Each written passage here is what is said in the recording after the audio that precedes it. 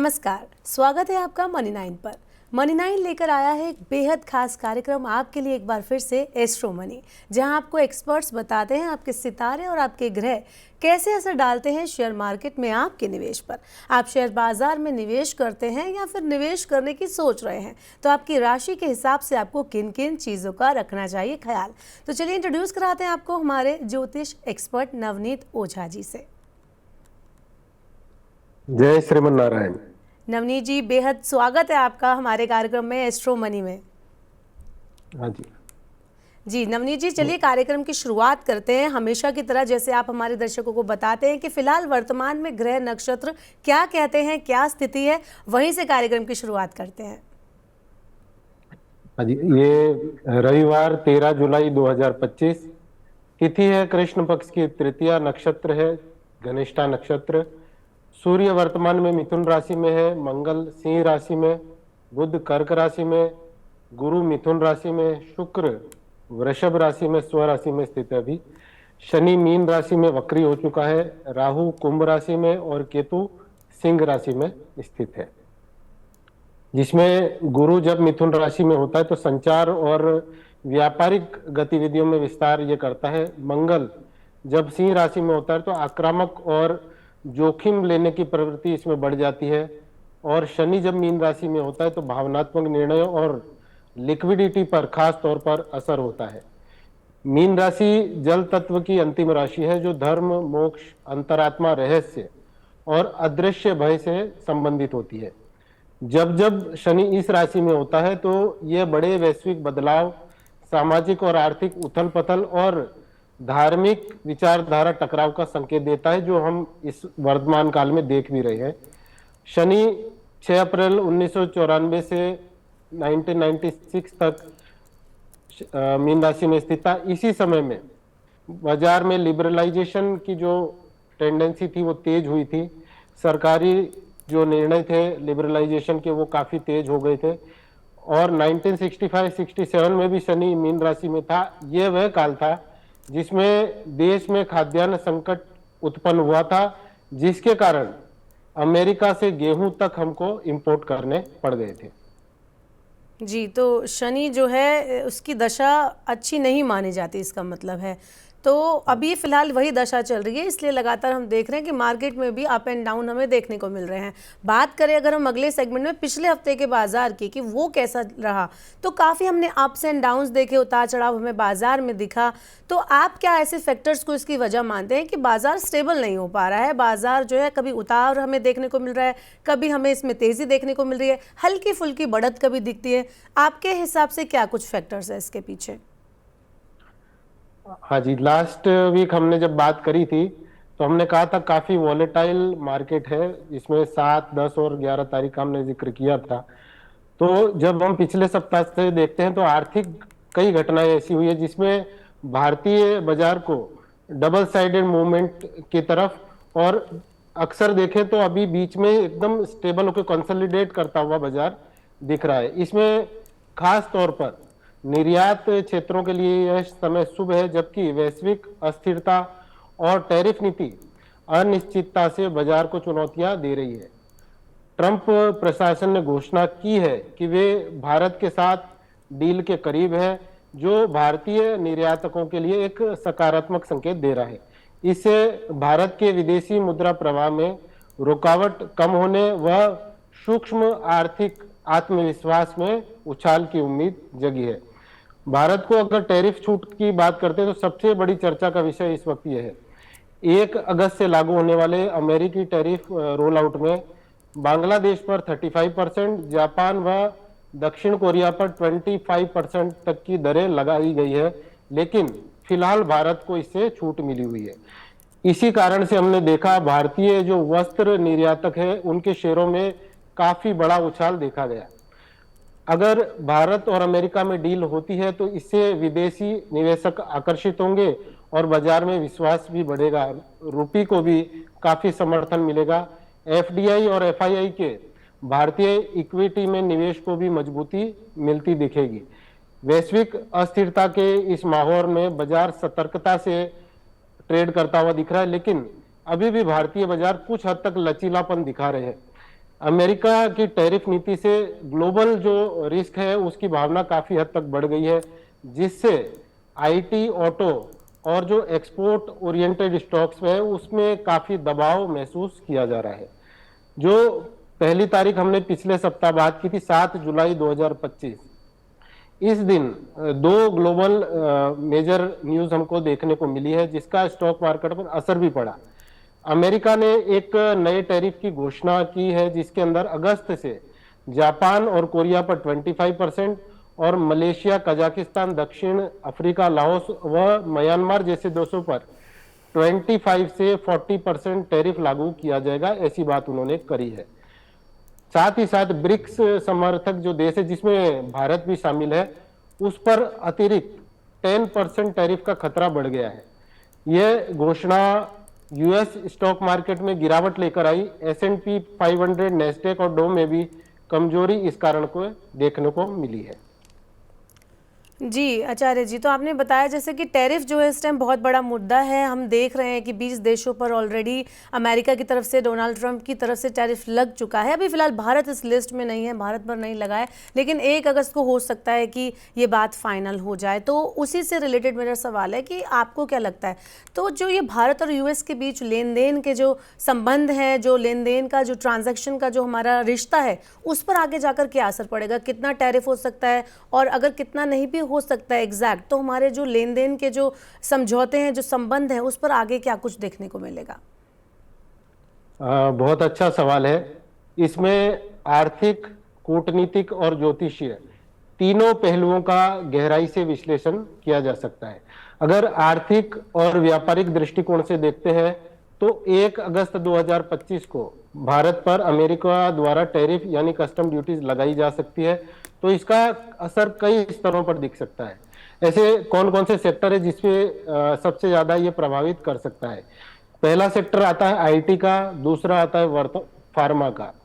America Bharat से इन क्षेत्रों में बड़ा आयात करता है, स्टील और एल्यूमिनियम। यदि ट्रंप की नीति 2018 जैसी रही तो इन मेटल्स पर टैरिफ लग सकते हैं। Textile, organic chemicals, auto parts, America को एक्सपोर्ट होने वाले इन उत्पादों पर असर भी हो सकता है। दूसरा, भारत को कैसे नुकसान हो सकता है? एक्सपोर्ट की कीमत अगर बढ़ती है तो अमेरिकी कंपनीज जो है वो दूसरे जहां कम टैरिफ है उन देशों का रुख कर सकती है, जिससे ट्रेड डेफिसिट भारत का और बढ़ सकता है। अब अमेरिका को इससे क्या नुकसान होगा? इंडिया जो है वो सस्ते जो ऑप्शंस है वो अमेरिका को उपलब्ध कराता है, तो टैरिफ बढ़ने से अमेरिकी जो कंज्यूमर्स है उसको महंगी चीजें मिलने लगेगी। साथ ही साथ हम अगर कूटनीतिक बात करें तो भारत और अमेरिका के संबंधों पर भी इसका असर दिखेगा। राजनीतिक संबंधों में तनाव आ सकता है, खास तौर पे तब जब भारत पहले से ही चाइना के साथ व्यापारिक संतुलन साधने में संघर्ष कर रहा है। ज्योतिषीय दृष्टिकोण की जब हम बात कर रहे हैं तो शनि उस समय मीन राशि में वक्री रहेगा, तो पुराने निर्णयों पर पुनर्विचार, देरी और अव्यवस्था का यह कारण बनता है। राहु कुंभ और केतु सिंह राशि में रहेगा, जिससे विदेश नीति में भ्रम और छुपे हुए एजेंडा का यह संकेत करता है। अगर संभावित प्रभावों की बात करें तो कुंभ में स्थित राहु के प्रभाव के कारण कूटनीतिक कदमों की संभावना बढ़ती है। भारत को चतुराई और रणनीति से निर्णय लेने की आवश्यकता होगी। सरकार की नीति में नवीन रुख व अचानक बदलाव आ सकते हैं। अगर टैरिफ लगता है तो शॉर्ट टर्म इंपैक्ट नेगेटिव रहेगा, खास तौर पर शेयर मार्केट के कुछ सेक्टरों में, जैसे कि ऑयल रिलेटेड दूसरे स्टॉक्स, ऑयल प्रोडक्शन के स्टॉक, फार्मा, स्टील। साथ ही साथ हमको कुछ हद तक पॉजिटिवनेस दिखती है वो बैंकिंग और आईटी सेक्टर में कुछ हद तक पॉजिटिवनेस इस समय के दौरान भी दिखाई दे सकती है। लेकिन भारत के पास कूटनीतिक और ज्योतिषीय दृष्टिकोण से भी यह संतुलन का बहुत ही अच्छा अवसर है। ग्रह योगों के अनुसार कुछ निर्णय स्थायी नहीं होंगे, बदले जाएंगे। अतः भारत को धैर्य और रणनीति से काम लेना होगा। वर्तमान में ग्रहों से 3 महत्वपूर्ण कदम उठाने की आवश्यकता होगी। पहली, गुप्त राजनीति में महारत बढ़ाए रखना। सेकंड, एआई, स्पेस, डिफेंस जैसे क्षेत्रों में निर्णायक कदम लेते रहना। और साथ ही साथ अमेरिका जैसे मित्र के साथ संयम भी और संतुलन भी बनाए रखना। जी, तो ये बात तो आपने एकदम सही की कि अगर टैरिफ पर कोई भी असर भारत पर देखने को मिलता है तो वो असर ये होगा कि राजनीतिक लेवल पर एक तो हमें संघर्ष करना पड़ेगा, हो सकता है तनाव भी हमें देखने को मिले, क्योंकि ऑलरेडी 20 देशों पर लग चुका है। और टैरिफ से भारत, अभी रिसेंटली भी टैरिफ की बहुत बात चल रही है, क्योंकि ये जो है मतलब इसमें आयात निर्यात और विदेशी जो संबंध है वो बहुत प्रभावित करने वाले हैं। तो अभी इस पर जो इसका जो रिजल्ट है वो बाजार पर कैसा होगा, अगर हम उसकी बात करें तो आगामी जो हफ्ता है अगर हम उस पर नज़र डालें तो आपको क्या लगता है कि कारोबार कैसा रहने वाला है बाजार में? कौन कौन से दिन को आप महत्वपूर्ण बताते हैं निवेश के लिहाज से भी, या फिर आपके हिसाब से क्या बड़ी घोषणाएं आने वाले हफ्ते में हो सकती हैं? इंडेक्स में मूवमेंट की संभावना जो ज्योतिषीय दृष्टि से नजर आ रही है वह इस प्रकार है। मंगल सिंह राशि में स्थित रहेगा, यह अग्नि तत्व की राशि में है। मंगल को ऊर्जा और साहस मिलती है इस राशि में स्थित होने से। इसके कारण स्टील, डिफेंस, पावर और ऑटो सेक्टर में नई तेजी की संभावनाएं बढ़ जाती है। दूसरी तरफ हम देखते हैं तो बुध इस समय कर्क राशि में स्थित रहेगा, जो कि आईटी, मीडिया और कम्युनिकेशन में उतार चढ़ाव का कारक बनता है। बुध कर्क में भावनात्मक हो जाता है, सेंसिटिव हो जाता है। इसमें ट्रेडिंग में उतार चढ़ाव, अफवाहें और अचानक निर्णयों के आने की संभावनाएं बढ़ जाती है, जिसके कारण मीडिया, टेलीकॉम और एफएमसीजी पर खास तौर पर असर दिखाई दे जाता है। शुक्र इस समय वृषभ राशि में स्थित है। एफएमसीजी, ज्वेलरी और कंज्यूमर ड्यूरेबल जो स्टॉक होते हैं उसके अंदर निवेश की मांग बढ़ सकती है, लेकिन जुलाई के मध्य के बाद मार्ग अधिक स्पष्ट होगा, खास तौर पर जब शुक्र मिथुन राशि में ट्रांजिट करेगा 26 जुलाई के बाद। उसके बाद शनि मीन राशि में वक्री है, जो कि लॉन्ग टर्म इन्वेस्टर्स के लिए धीमी चाल का कारक बन जाता है। विशेष दिन हम देख रहे हैं सोमवार और शुक्रवार को खास तौर पर हमें नजर रखने की जरूरत है, जिसमें एफएमसीजी, आईटी और पीएसयू सेक्टर पर हमें अधिकतर ध्यान देना है। सोमवार को जो फोकस का सेक्टर रहेगा वो बैंकिंग, फाइनेंस का रहेगा और साथ ही साथ इंश्योरेंस का रहेगा। इसमें समय जो रहेगा वो 10:27 से लेकर 11:18 तक का, और दोपहर में 1:03 से 1:51 का जो समय होगा वह काफी महत्वपूर्ण है। शुक्रवार को जब हम बात कर रहे हैं तो पीएसयू और जो इंडेक्स के ऑप्शन ट्रेड होते हैं उनके ऊपर हमारी नजर रहेगी। इसमें जो समय सबसे ज्यादा महत्वपूर्ण होगा वह 11:22 से 12 रहेगा, जो इंपॉर्टेंट लेवल्स के लिए हमारी निगाह में रहने वाला है। जी, तो आपने बता दिया कि आने वाला जो बाज़ार है वो कैसा रहेगा। अब एक और चीज़ देखने वाली है कि बाज़ार तो अप एंड डाउन चल ही रहा है, उतार चढ़ाव उसमें हमें देखने को मिल ही रहे हैं, लेकिन एक और चीज़ है वो है गोल्ड। तो गोल्ड और सिल्वर के भाव भी हमने बहुत ज़्यादा फ्लक्चुएट करते हुए देखे। कभी हमने सोना अपर साइड पे देखा, कभी हमने डाउन साइड पे देखा, उसकी भी हम बात करेंगे। लेकिन उससे पहले हम बात करते हैं किस राशि को किस सेक्टर में निवेश करना चाहिए। ज़ोडिएक साइंस पर चलते हैं। सेगमेंट में आचार्य जी बताते हैं हमारे दर्शकों को कि किस राशि को निवेश के लिहाज से कौन सा सेक्टर उपयुक्त है। आचार्य जी बताइए। सोमवार को 14 जुलाई 2025 से शुरू होने वाले सप्ताह के लिए राशि अनुसार ज्योतिषीय पूर्वानुमान इस प्रकार है। मेष राशि, ग्रह स्थिति मंगल और बुध काफी अच्छे प्रभाव में है, जिसके कारण बैंकिंग, एनबीएफसी और टेक्नोलॉजी में काफी अच्छा संयोग बैठ सकता है। लॉन्ग टर्म निवेश के लिए ये अच्छा समय है, लेकिन मुनाफा लेने की जल्दबाजी नहीं करनी चाहिए।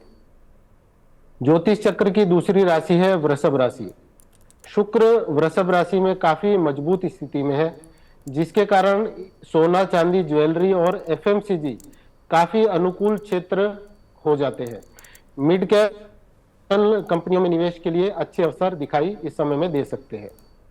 ज्योतिष चक्र की तीसरी राशि है मिथुन राशि। बुध परिवर्तनशील है, चंद्रमा का प्रभाव इनके ऊपर इस समय काफी अच्छा खासा है। अनुकूल क्षेत्र जो बन रहा है वह आईटी, कम्युनिकेशन और टेलीकॉम का बन रहा है। शॉर्ट टर्म ट्रेडिंग से बचना चाहिए और रिसर्च के बाद ही निवेश के लिए नजर रखनी चाहिए। ज्योतिष चक्र की चौथी राशि कर्क राशि। चंद्रमा भावनात्मक निर्णयों को बढ़ा सकता है। आपके लिए अनुकूल क्षेत्र है फार्मा और हेल्थ केयर। नए आईपीओ में भाग लेने का विचार बन सकता है, लेकिन सतर्कता बनाए रखनी चाहिए। ज्योतिष चक्र की 5वीं राशि है सिंह राशि। ग्रह स्थिति आपके लिए काफी अनुकूल है। सूर्य मजबूत है, लेकिन शनि की दृष्टि में मौजूद रहने से सावधानी की आवश्यकता है। अनुकूल क्षेत्र है पीएसयू बैंक, एनर्जी सेक्टर और सरकारी क्षेत्र की कंपनियों में शॉर्ट टर्म गेन आपके लिए पॉसिबल है। कन्या राशि। बुध का परिवर्तन प्रभाव इस राशि पर काफी अच्छा खासा पड़ रहा है। अनुकूल क्षेत्र है टेक्नोलॉजी का, ऑटो सेक्टर का। ईवी और हाइब्रिड से जुड़ी कंपनियों में ध्यान रखना अच्छा रहेगा। ज्योतिष चक्र की 7वीं राशि है तुला राशि। शुक्र काफी मजबूत स्थिति में है, लेकिन राहु का थोड़ा सा प्रभाव इनको डिस्टर्ब कर सकता है। अनुकूल क्षेत्र है लग्जरी प्रोडक्ट्स का, कंज्यूमर ड्यूरेबल्स का। यह समय बेनिफिट लेने का है, लेकिन नए खरीदारी में आपको सावधानी अवश्य बरतनी चाहिए। 8वीं राशि है वृश्चिक राशि। शनि और मंगल का द्वादश योग निर्माण हुआ है, जिसमें डिफेंस और केमिकल्स में काफी अच्छी संभावनाएं बढ़ जाती है। लंबे समय के लिए लॉन्ग टर्म इन्वेस्टमेंट अगर आप करना चाहते हैं तो आप इस समय में ट्राई कर सकते हैं। जो विदेशी कंपनीज के साथ डील करने वाली इंडियन कंपनीज है, उनके ऊपर आपको नजर अवश्य रखनी चाहिए। धनु राशि। गुरु फिलहाल स्थिर है, किंतु मंद गति से विचरण कर रहे हैं। अनुकूल क्षेत्र है एजुकेशन, टेक्नोलॉजी, ट्रैवल सेक्टर से संबंधित। विदेशी बाजारों से प्रभावित जो कंपनियां हैं, उनसे आपको बचकर रहना चाहिए। मकर राशि वाले जातकों के लिए ग्रह स्थिति काफी उत्तम है। शनि फिलहाल मीन राशि में है, जो कि उनकी तृतीय भाव की राशि होती है। अनुकूल क्षेत्र होता है आपके लिए इंफ्रास्ट्रक्चर का, कंस्ट्रक्शंस का। पुरानी कंपनियों में अगर आपने कुछ ट्रेड किया हुआ है, कुछ इन्वेस्टमेंट किया हुआ है, तो हो सकता है इस समय में आपको उछाल देखने को मिले। कुंभ राशि। ग्रह स्थिति देखते हैं तो राहु की उपस्थिति कुछ भ्रम की स्थिति का निर्माण कर सकती है। अनुकूल क्षेत्र है मीडिया, स्टार्टअप, एआई और स्टॉक। जो पेनी स्टॉक्स है उसके लालच से आपको बचना है। वॉल्यूम्स देखकर ही आपको निर्णय करें तो आपके लिए उत्तम रहेगा। ज्योतिष चक्र की अंतिम राशि है मीन राशि। गुरु और चंद्र का मिश्र प्रभाव पड़ता हुआ इस वक्त मीन राशि पर दिखाई दे रहा है। ऑयल, नेचुरल गैस के ऊपर आप ध्यान केंद्रित कर सकते हैं। भावनात्मक निर्णय लेने से बचें। कोई किसी भी प्रकार की सलाह आपको लेनी है तो एक्सपर्ट से लेनी है, उसके बाद ही आपको आगे काम करना चाहिए। जी, वैसे मार्केट में किसी भी तरह का अगर आप निवेश से रिलेटेड कदम उठाना चाह रहे हैं तो हमारे ख्याल से मनी9 के हिसाब से आप एक्सपर्ट से भी सलाह ले लें, उसके बाद ही कोई कदम उठाएं। जैसे कि मैंने अभी शुरुआत में बताया था कि सोने पर हम बात करेंगे, तो वापस आते हैं हम अपने सवाल पर कि शेयर बाज़ार के साथ साथ सोना भी बहुत ज़्यादा उतार चढ़ाव में, दबाव में देखने को मिल रहा है। और सोने के दाम को लेकर फिर आपका इस पर क्या कहना है? हाल ही में थोड़ा बढ़त के बाद फिर से सोने में दबाव दिखा, फिर से हो सकता है कि आने वाले दिनों में इसमें हमें बढ़त दिखाई दे। काफ़ी उतार चढ़ाव देखा जा रहा है और ऊपर से त्योहारी सीजन भी आने वाला है, तो सोने पर क्या कुछ आपकी सलाह रहेगी? क्या कहते हैं सोने के ग्रह नक्षत्र? शनि जब जब जल तत्व की राशि में स्थित होता है और वक्री होता है तो धातु मूल्यों में अस्थिरता अचानक आती हुई दिखाई देती है। लेकिन यदि शुक्र स्थिर हो तो सोना धीरे धीरे ऊपर भी जाता है। शास्त्रों की अगर बात करें तो शास्त्रों में कहा गया है शुक्र यत्र बलिष्ठः स्यात् तत्र रत्न विलास धनम। जहां शुक्र बलवान हो वहां आभूषण, रत्न और धन की वृद्धि होती है। शुक्र वर्तमान में वृषभ राशि में स्थित है, जो कि उसका स्वग्रह है और वहां वह पूर्ण रूप से बली होता है। इसका सीधा प्रभाव होता है धातु बाजार पर सकारात्मक असर, जो कि ज्यादातर सोना और चांदी से संबंधित होता है। तो इसका निष्कर्ष यह निकलता है कि शुक्र वृषभ में बलवान है, जो कि सोने को समर्थन प्रदान कर रहा है। साथ ही साथ शनि मीन में वक्री है, जो कि धातु बाजार में धीमा असंतुलन निर्माण करता हुआ नजर आ रहा है।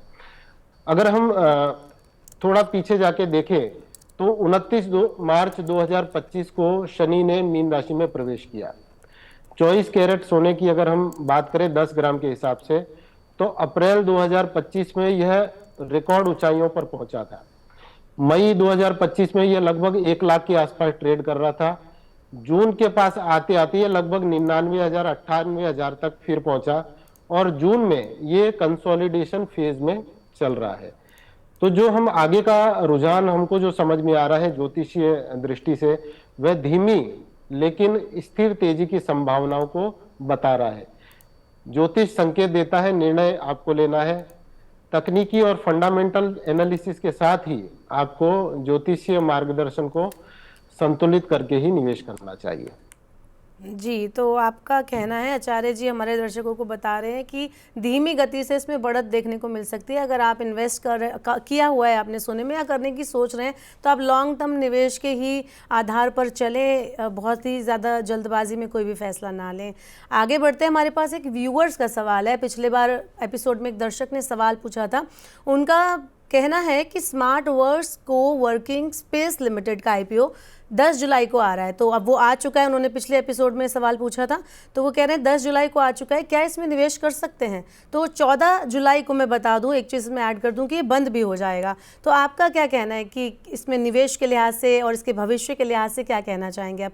कुछ स्कोप है इसमें? नहीं, थोड़ी डिटेल में इस बारे में बात करते हैं।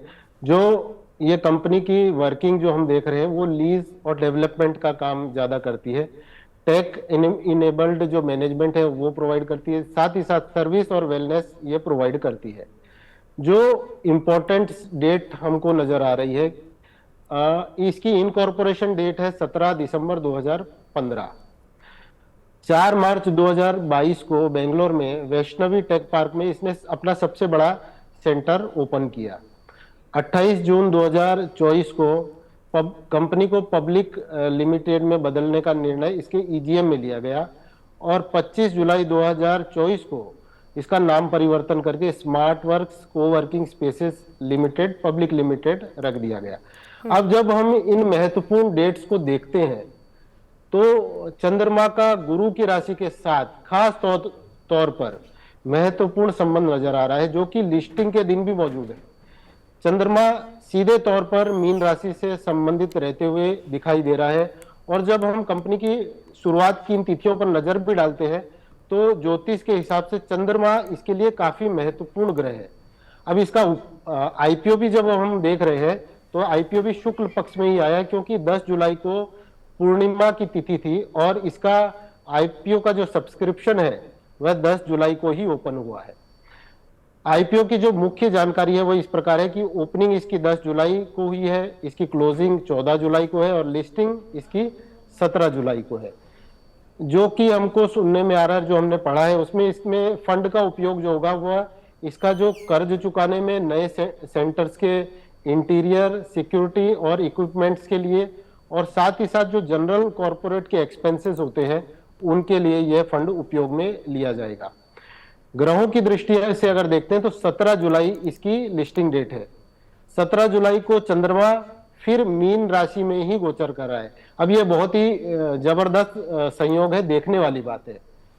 चंद्र और शनि का विषयोग इस समय बन रहा है। चंद्र और शनि जब भी एक साथ किसी राशि में विद्यमान होते हैं तो विषयोग का निर्माण हो जाता है। अब विषयोग के मुख्य प्रभाव क्या होते हैं?